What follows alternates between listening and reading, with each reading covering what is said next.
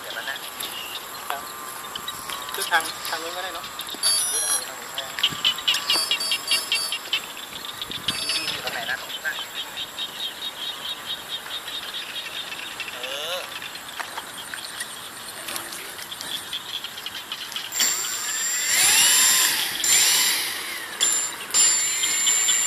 ล้อหน้าลอยไหม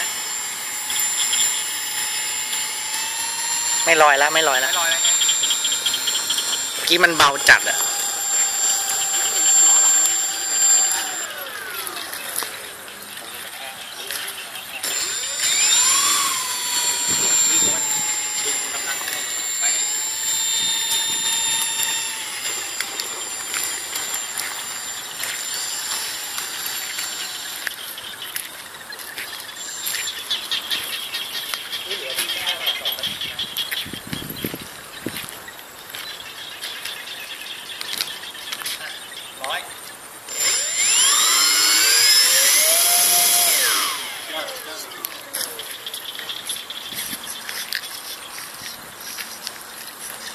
มันไม่ได้ว่าตกต้อมดูด้วย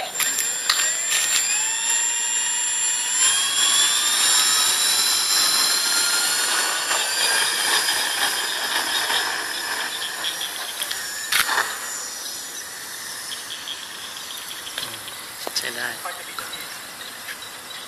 แก้ระเดอร์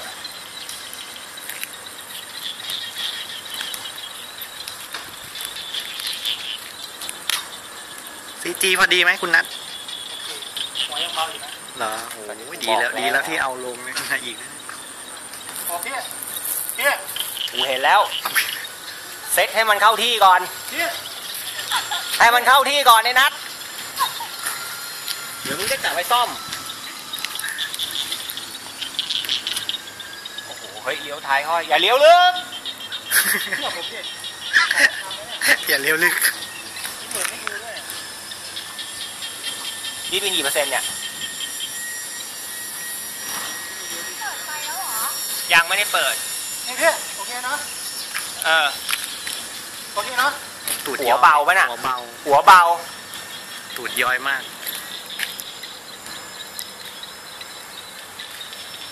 ผมอัพไปเยอะไงจะถ่ายยากเลยนะ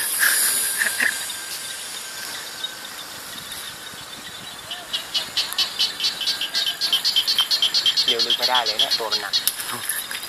สตอนนี้เลี้ยวกว้างหน่อย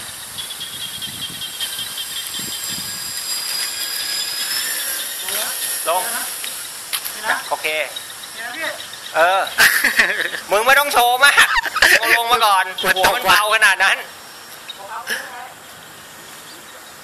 สวยครับสวยลงสวย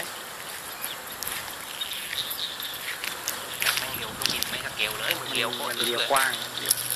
จริงต้องตีกว้างโอ้เร็วนะเนี่ยเร็วว่ะ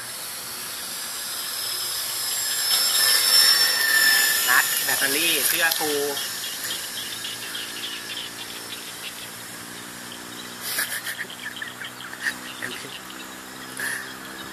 ไฟฟ้านี่เล่นต้องดูแบตอย่างแรง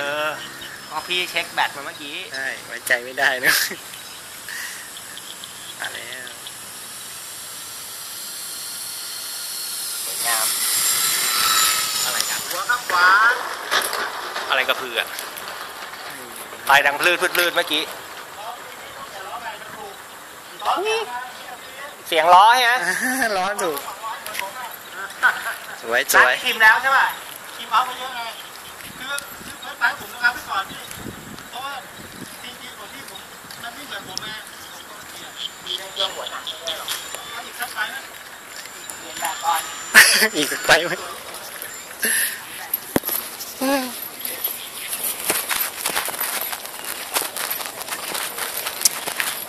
ขึ้นแบบใจหายใจคว่ำมากเลย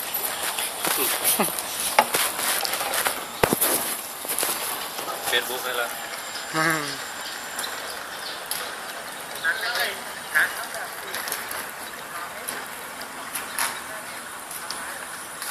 ร้านวันนี้เขามีหัวเบา